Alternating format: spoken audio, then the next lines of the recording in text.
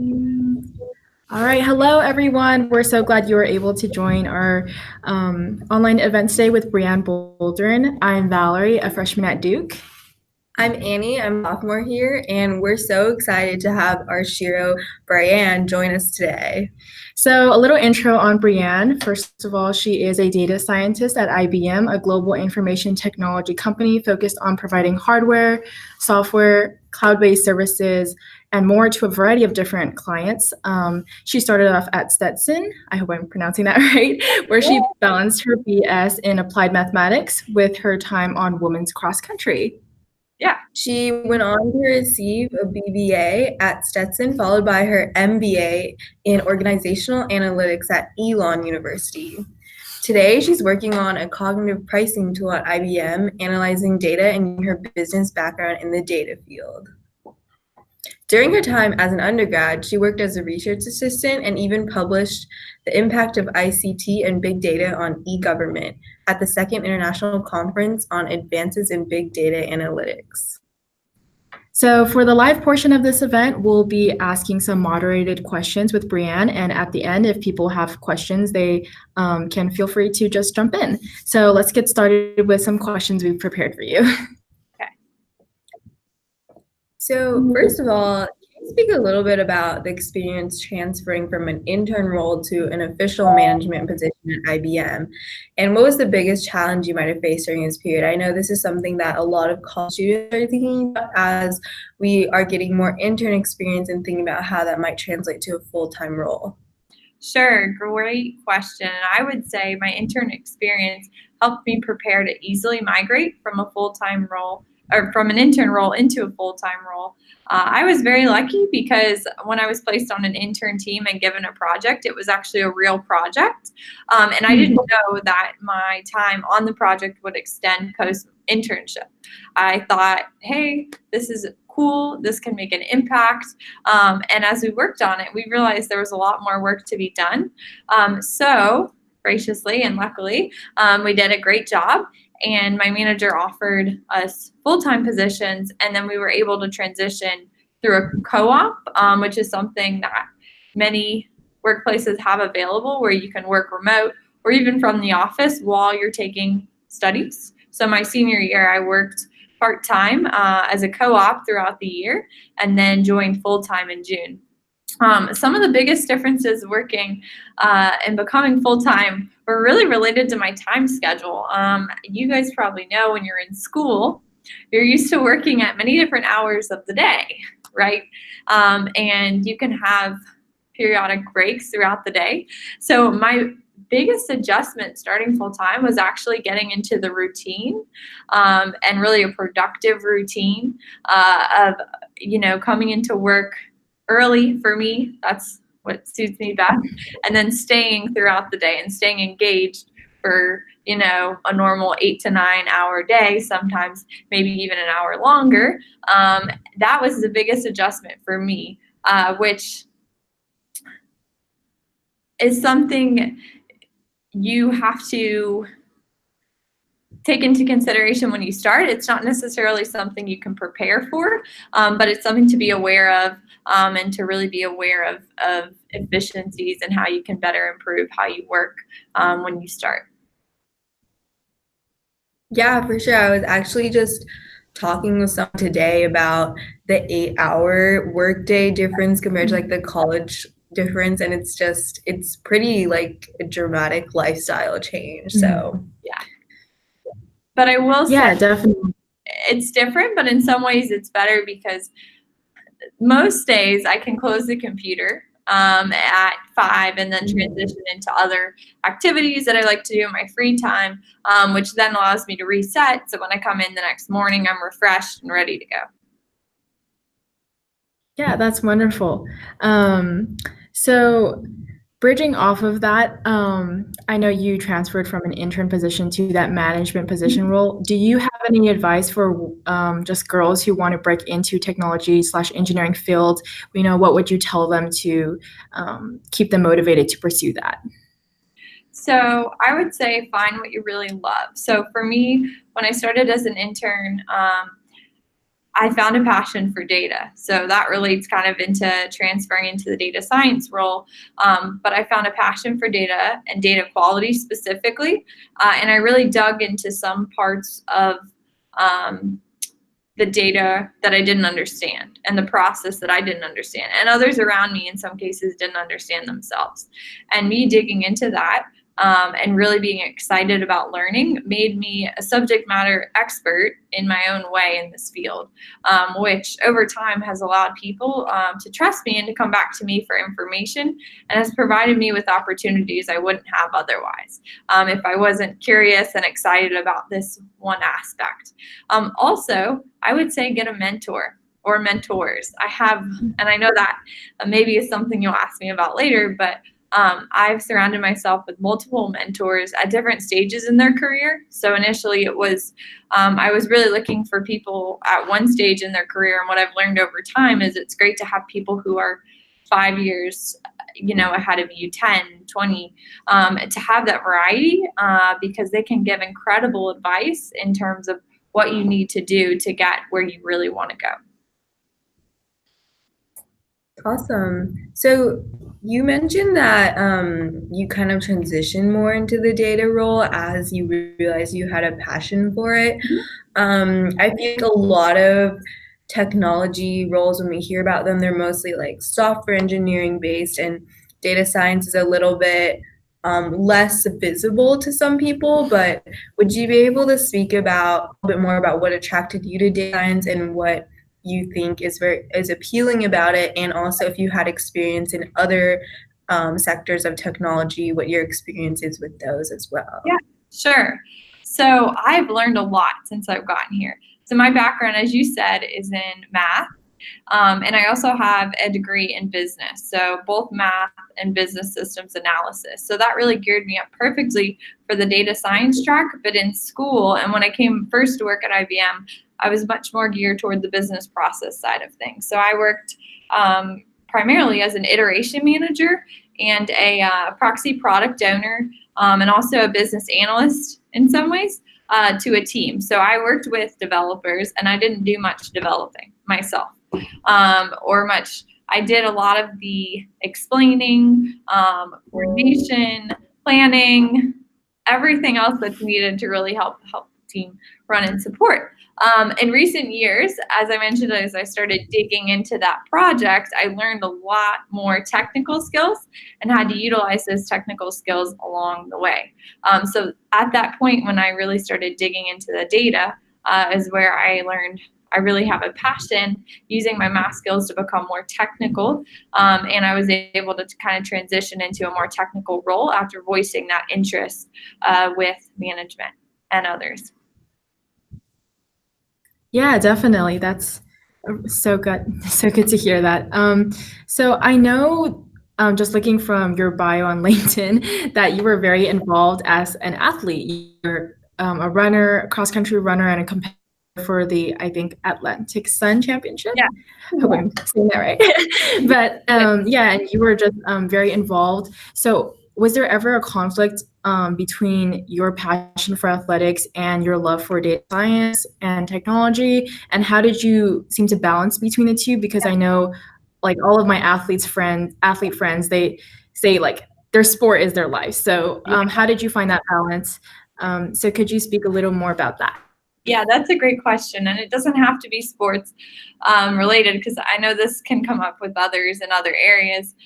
But my first area of conflict was really with soccer. So when I first went to college, I played on the soccer team for 2 years for Stetson, and then I transferred to cross country, and I had a lot of conflicts with more of the soccer sport than I did when I switched to cross country. So I chose to switch sports for a couple different reasons, but one of them was actually that it was very difficult to balance my academics with the team schedule and level of commitment that was required by the staff. So that allowed me to switch into another sport I love, which really allowed me to balance better my academics and my interests. I was able to study abroad, which was an absolutely incredible experience that I think has helped me in a variety of roles, specifically working for a global company, and being able to understand different cultures, different types of people, etc. But that allowed me to do so much more. But I think it's always been somewhat of a challenge, right? You have to, so going back to the first comment of knowing how to adjust yourself to make yourself more productive. Productivity is key. Efficiency, knowing what's due when, prioritizing, which is something that, I constantly still have to do at work. I learned a lot of those skills when I was doing sports and had to balance sports plus academics. That's really geared me up and helped me become who I am today, to balance all of that and be able to do it at a high level, consistent. Yeah, but definitely a challenge. Not easy. And I think No, yeah, system too. So cool to hear that. Oh no, sorry. No, so Go ahead. I was going to say also having a great support system, right? So I mentioned different people can help you in different ways and can impact your decisions. And the support system I had throughout the process, coming from the academic side and both the athletic side, helped me and helped make it possible and helped me make the decisions that were right for me.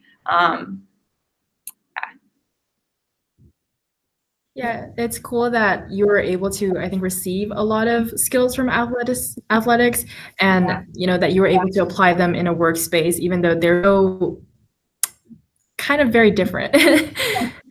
Different, but there's a lot of aspects. So I'm getting my MBA right now, and one of the things that they've pulled in a lot in communication classes is teamwork, working with different personalities, and a lot of my experience I feel I already have from sports, and even working, I was a referee for several years throughout high school and college, which, oh my goodness, still maybe is one of the toughest jobs I've ever had in my life, because the type of criticism you receive, and really in many cases unnecessary criticism, is beyond what you could imagine. But it's an incredible growth opportunity, and it really forces you to stay focused, not kind of drown out the noise, and to ignore what people are saying. That's a very important skill, actually. Something that a lot of students have to go through for sure as they transition to like a adult life. But so going back to what you mentioned about mentorship, I think this is actually a really important thing to talk about, because mentors can have such an important impact. So what role has mentorship played in your career, and what qualities, for someone who might be looking for a mentor, what qualities do you think are very important to look for? Oh, that's a good question. So I have right now, I'll kind of give you some examples. I have maybe 5 to 6 mentors. So I was connected with a mentor when I first started, and throughout the time I've gained several mentors. One thing I look for specifically is people outside of my area. So I already know, right? I mean, take for example, IBM is a really big company, and I have a pretty good grasp of what's going around me, but I don't know what's going on in all of these other areas. So I've tried to pick mentors that are from completely different areas of business than I am, but may have some of the same skills as me, or be somewhere I want to be in, or a type of position I would want to be in. So now I think I've molded, or I have a good idea of what I would want to do in the future. But when I first started, I could have gone 2 paths: a very technical path, or a very business-oriented path, or a mix. So I set myself up with a variety of mentors that were in different positions, some very technical, some very business-oriented, and I've gotten great advice from both sides as to what works best and what to do at each point in time. And then also recently I have met a mentor who's only about 5 years older than me in terms of a career track. And I felt like I actually received some of the best, most relevant advice from her because she's not that much older than me, not so much far in the journey. So it's very easy for her to relate to what I'm going through. And she is giving me a lot of real tangible advice and steps to take in the near future in order to really jumpstart my career and continue to keep going. But I would encourage all of you guys, especially, being in school, you can meet people in different circumstances, to ask people to be your mentor, ask to follow up with people. It's a great way to meet people, especially when you're in college and you don't know exactly where you're going to end up. People always want to help. I used to say I would go to a lot of career fairs in college just to talk and meet people. And that's the easiest thing, to just be starting and to walk up to someone and say, hey, can I just learn more about what you do? And I still do it at work. I'll meet people and just ask them, hey, you work in a completely different area than me. Can you just tell me what you do? And people love that question. They love to talk about it. And then you never know who you'll meet from just asking a simple question. Who are you? What do you do? Why do you like to do that? Maybe you meet a potential mentor or someone that can give you career advice, or maybe you don't. But that's okay too. Yeah, I think that's a great point about just asking people if they can tell you a little bit more, because at least for me, and I feel like a lot of women that I've spoken to are the same way, but it's kind of intimidating to like go up to someone and just like, you don't want to like seem like you're asking too much of or like asking for something. So just like having that introductory, like interesting to know just what someone is doing and like on the day-to-day is a really good point. Yeah, it's hard. I know growing up I was shy, I would say. So going into college, I grew a lot, especially through sports, really.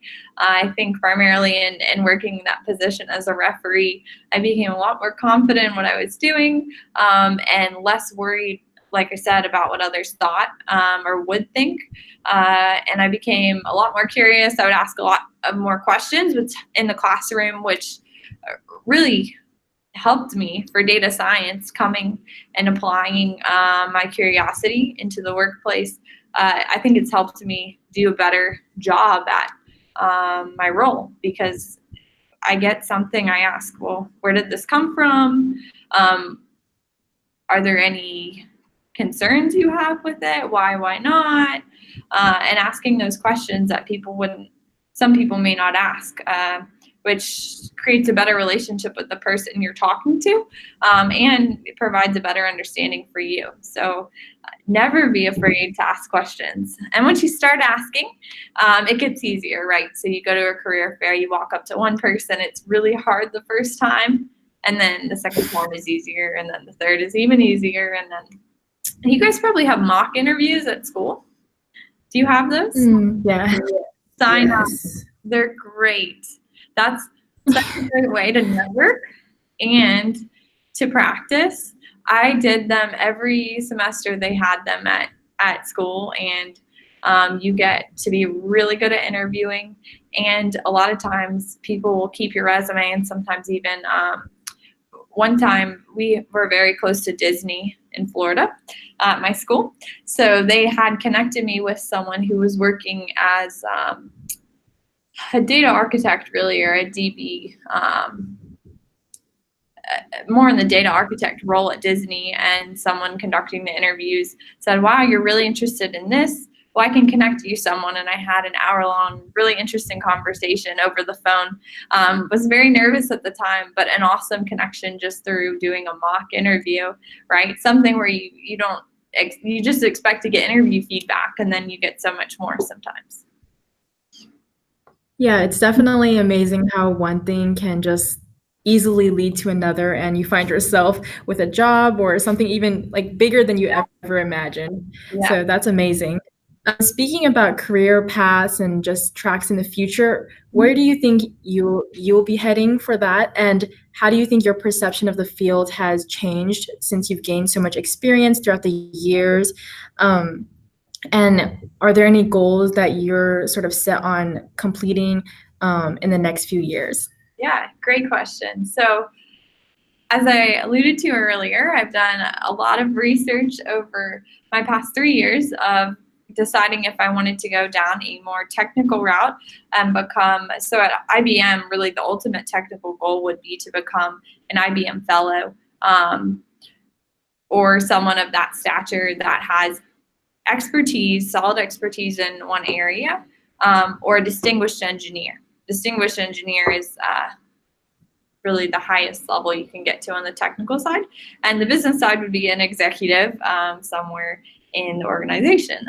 So I've received a lot of feedback that I should stay technical and keep learning as the industry is always changing. And then I can kind of choose my path in years to come. So my plan, my goals for the next couple of years are to learn as much about data science and the application of data science. My interest lies pretty heavily also in data quality and the impacts of and challenges of having poor data quality on your area. So I really have a passion for that area and making sure business processes provide the best data to produce the best models, and making sure that system is clean all the way through. So in the next coming years, I'm excited to continue to focus on that area and really drill down. And then long term, in getting my MBA, I'm interested in going the more business-centered path. I'm very excited by data. I'm actually getting a concentration in organizational analytics, so I'll get to take some data-focused courses throughout my MBA program, in addition to the business classes that I loved in undergrad. So no more for the math majors on the call. No more like 20-hour take-home tests. Thank God. But there's a lot of great options, and the very cool thing about data science is it sits in the middle of 3 things. So someone drew it best for me on a Venn diagram. So if you Google data science Venn diagram, there's data scientists sit in the middle of 3 areas: business, code, and math. So there's a lot of different areas you can apply that to, and a lot of different areas to learn and grow, and the opportunity to specialize in any of the 3 and be successful. Wow, that's great to hear. Yeah, thank you so much. So this is the end of our prepared questions, but our participants have also some questions for you, so we're going to open it up to them. So Abby, I know you're listening. Okay, so do you have a question that you'd like to ask? Hi, just to introduce myself briefly, my name is Abby. I'm a sophomore and I'm studying computer science. My question would be, I know you mentioned that IBM is like a big company, and I was just wondering, how did that affect like your career path, and do you think that was beneficial, or what are some like pros and cons of being at such a big company? Yeah, I love it. So I went to a very small college, 3,000 students, and in some small schools growing up. So it was the exact opposite for me, right, to be surrounded by 300,000 IBMers-ish, pretty large. There's a saying that every plane you get on, there's another IBMer on the plane, which is funny. But really, you do meet so many people that somehow have connections to the company. And I've really loved it. So bigger means it sometimes can be a little bit harder to navigate, or maybe you get a little bit lost. But the exciting thing about IBM is there's a lot of really cool people to help you, a lot of people that are excited to help you, and a lot of diversity. So, I mean, there's so much diversity within the workplace here, even in RTP, globally. And that is exciting. It's diversity not in just ethnicity, but in age. I think that's one of the coolest things is I'm working with really experienced people that frankly know a lot more than me, and learning from them. And I have the opportunity to do that all the time. Also, working for a big company, I have lots of resources I'm really passionate about community service. We specifically have some community service groups within the company, and we're encouraged to get out there and volunteer in schools, through various organizations, and that's promoted. We also have other business resource groups, such as a women's business resource group for underserved minorities, to unite and also to allow anyone to join the groups to learn more, but to unite and to do community service events, social events. It's like a club in college, but in the workplace. That's really cool. And also the learning resources are huge. Safari books. We have a requirement to learn 40 hours a year. That's available, and just a network of people. So I was doing an interview with my mentor earlier today for a contest that we're entering, and I had to ask her, what's the best opportunity that you think you've had at IBM? And she said it really well, in that you have the opportunity to network with a lot of great people. People are paying away that have invented revolutionary ideas. And most people, everyone I've asked, is willing to talk to you. So there's someone in RTP who's my mentor's mentor, who's a distinguished engineer, and I believe also an IBM fellow, who she pinged and just said, hey, can we chat? Can we meet up? And is now her mentor. And it's an incredible opportunity to get insight like that, almost at your fingertips. All you have to do is have the courage, like we talked about, to reach out and to do it, of course, in a good way. And you have that resource.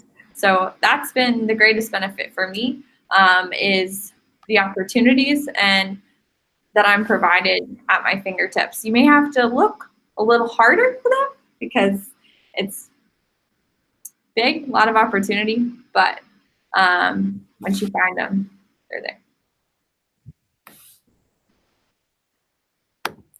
Good question. Thank you. Okay, awesome. So thank you so much, Abby, for your question. And Catherine, if you have a question for Brianne. Sorry, I just realized my my camera cover is on. Sorry about that. Hey, I'm Catherine. I'm a rising senior majoring in mechanical engineering, and I'm also getting a certificate in aerospace engineering. Awesome. Yeah, and I think one of my biggest questions about the future kind of is not whether I'm going to go to grad school, because I'm pretty convinced at this point that I will go eventually, but it's whether to do a master's in engineering or an MBA or both, or some combination. And it sounds like you have a little bit of experience with that decision, so I was wondering if you could speak more to that and speak more to kind of what the decision process was like. Definitely. I was deciding just that about a year ago, a little bit less, and I did pretty thorough analysis. So I was debating whether I'd go and get my master's in science and analytics, or if I went back to school to get my MBA. And what it came down to, there's two really good paths. If you're going to do an MS, you're probably going to become more technical. So you're going to set yourself up to keep going down that path. But it doesn't mean you can't, right? I think either way, you can always learn more skills. And there's so much stuff, there's so many resources out there today to learn either, and to go either way. Now in MS, if you want to become a doctorate, right, or there's certain job roles that you have to have that education. For example, to teach at certain universities, et cetera, if you want to go that route, you need to have some of those classrooms and classes and skills.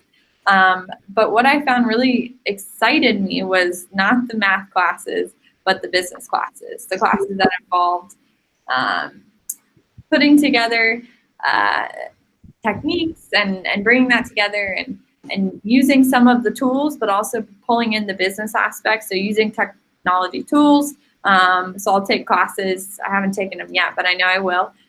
Relating to business analytics tools to pulling the value from the business. And that was just the stuff that excited me. So kind of what it came down to is I thought, well, in 10 years, what do I think is going to excite me?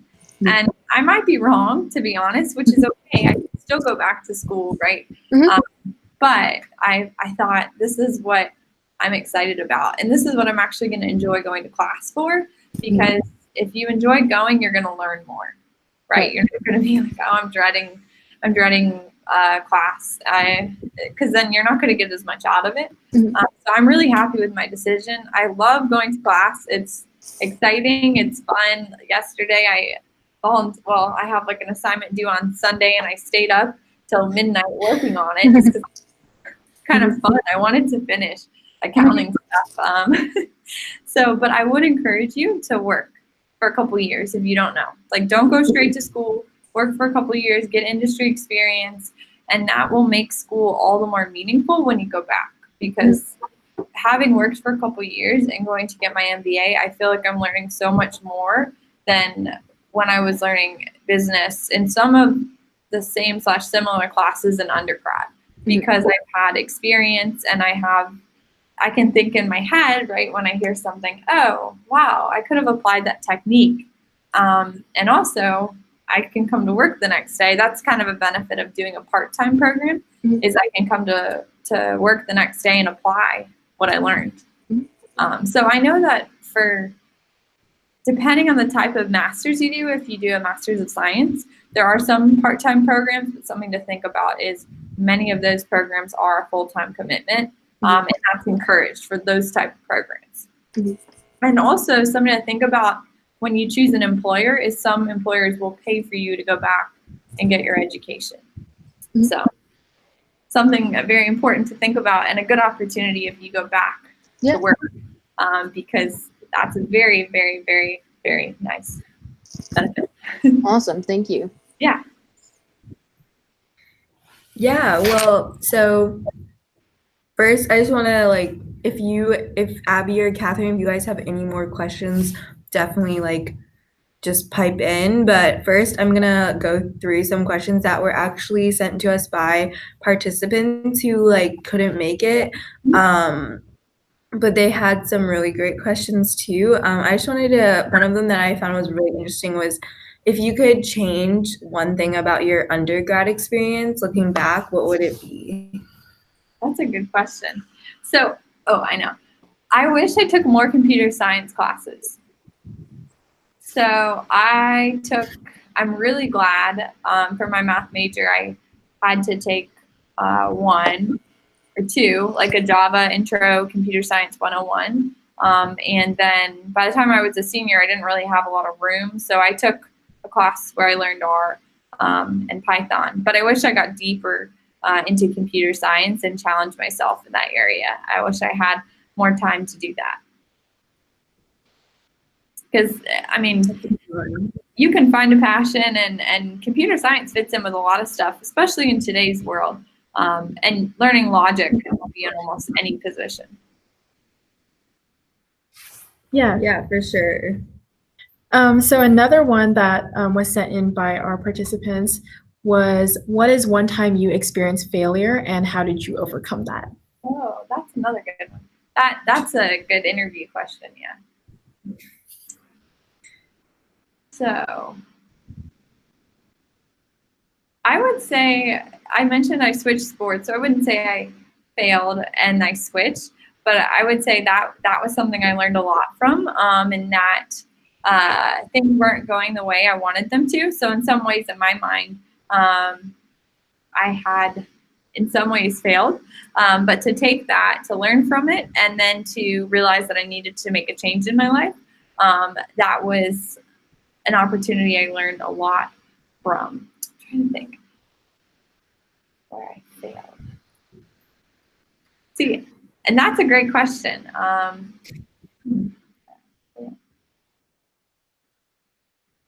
Because how I like to think about things is you're never failing, right? You may not succeed the first time, but you can always try and iterate and learn, and try again. Even related to running, so I run a lot. So when I first ran, now I've run 2 marathons. So my transition from school is now I still run, but now I run much longer distances than I did in school. But when I first ran my first marathon, I did not run a qualifying time for one of the marathons that I wanted to run. So in my mind, that was in some ways a failure. And I had to change what I was doing and keep trying and try again. And I was able to alter my race and run a successful time this past year to qualify for the race this year. But one of my big takeaways throughout college and high school, and even starting to work is failure is such a strong word, right? Failure it has a very negative connotation to it too. And there's some very good parts, and it's good to fail sometimes, but it's also good to take it in a positive way, right? So maybe it didn't go as good as you thought, but you didn't fail, right? So the next time you're gonna do better. You're gonna take that and then you're gonna learn from it, and then the next time you're going to do better. So when I do presentations, when I do things, I love having feedback. Some people hate or say, "Oh, I'm sorry, this person didn't like what you did," and I say, "Oh, that's great. I love the feedback. I welcome the feedback. I can use that all to improve." So I love that feedback, that comments. What some people may think is a failure in one day will be the success tomorrow. Yeah, I have a question for you that I kind of thought of as you were talking about your experiences. I know you mentioned studying abroad, and I feel like that's something that's fairly rare, on the rare side for people who are in technical fields and engineering fields. And I myself thinking about studying abroad my junior year, and I just wanted to know what kind of you got out of it and how maybe it was a break or it was really important to your eventual career path. That's one of my favorite things I did in school, and one of the reasons why I made the whole sports change is related to that, is that I wouldn't have been allowed to do that on my previous team. And I did a summer study abroad. I wish I did a whole semester.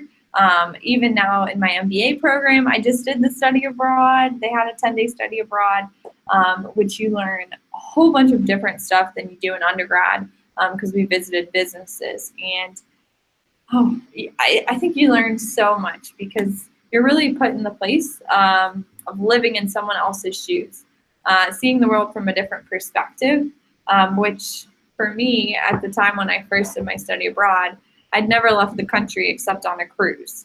So it opened my eyes to a completely new way that people live. I had to learn how to communicate differently, how to stay calm, right? If you don't know what's going on, sometimes one time I remember getting lost and, find your way out of that situation calmly, and just learning to be independent. You learn that in college, but I think when you're placed somewhere where, English is not the native language and people are doing things differently than you, you really learn a lot more. You're outside your comfort zone, and you realize there's a huge world out there.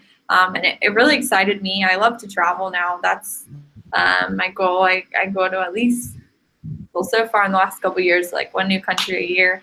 And it's something I love to do. And that really ignited my passion to study abroad, and has allowed me to see other people's views, which I think is so important in today's day and age. But there's a lot of opportunities. It won't end in college. So if you don't have time to do it in college, once you start working, you'll have vacations. There'll be more opportunities for you, and you can look to do it for work. So it's not the end of the world, but I would say you get a lot out of it. That's great to hear. Yeah. Yeah, I think traveling is amazing just because you learn so much just from not only the different country, but the different place and the different people. And it's just a much more immersive experience than a textbook or a classroom setting. So that's wonderful. Yeah, I'm looking into study abroad. So I think we have one last question for you. And I think, so did you ever find a struggle between balancing your tech life and your personal life? And was there a coping mechanism for you that helped you sort of get over that struggle? So do you mean with social media or more with work? How do I turn off, unplug? So I think the question is more directed toward your work and how you were able to differentiate between that and your, like, the things you wanted to do on your own free time. Another thing is, I think the person who sent this question wanted to kind of talk about kind of like the stress related to being in a tech job, because there is a lot of, you know, pressure, and there's always like new technologies coming out, and there's also like obviously lots of hierarchy in a big company like IBM. So kind of how did you deal with like the pressure, and how are you going like about having a healthy like balance? Yeah, that's a good question. I think that's an important thing when you look for positions, because every team is different. So while I feel that there's definitely an emphasis to succeed, I don't feel like I have an unhealthy pressure or sense of pressure here. And in my position and role, it's all healthy, excitement to move forward, excitement to learn. But I think that's a very important question when you are looking for a position and you're visiting jobs. Glassdoor is great. Ask people, you know, how late do you work? What are your hours like? It's very flexible. I have a very flexible, I think, work-life balance. If I need to leave early, I can bring my work home and do what I need to do, maybe go to an appointment, and then I can log on later, right? But the pressure is just to get the item done. And we practice Agile framework. You guys probably learn in school. So the point is really not to burn yourself out, right? So to plan appropriately so you can push yourself to deliver more, but you won't burn out. But I do think, I will say, that there's some times where you have to turn off the tech, right? So if you're at a certain point where you're feeling beat, you think, wow, I need to take a break, then take a break, because you're going to get a lot more burnt out if you don't take breaks. So like vacations, very important to take, very important to get away. Maybe you come back, you solve the big problem that you didn't think was possible earlier, et cetera, et cetera. It's very important. So I think the second part of that question that I didn't really touch on is related to learning. So the pressure to always learn, right? We definitely all feel it, right? It's exciting coming out of school because you're 100% of your time dedicated to learning. And at work, you really have to find time to do that. So I've found it helpful to get into a program or to sign up for a course on Coursera, or we have internal courses you can sign up to take, to commit some of your time and get other people and pull them along with you to hold you accountable. So you can make sure you reach that goal of learning more, but you don't feel like you're overextending yourself, right? So I would say two things there. In summary, find a job, find a team that supports you to do some learning, but is not extremely stressful if that's of concern. And then second, to find something you're interested in and keep learning and learn for fun. Yeah, that's a great point to end on. Yeah, so that seems to be about as much time as we have for this episode. Share Brianne Boldrin. Brianne, we would just like to thank you so much for taking the time to speak with us and also offering your insight as a woman in tech. All of us are interested, so it was just a great time to hear you speak personally. If you guys want to learn more about Shiro's, please feel free to reach out to us and email us. We'll leave that in the description below. But otherwise, thank you so much for joining in, guys. And thank you, Brianne, again. Thank you. Thank you. Thanks. Thank you. Thanks.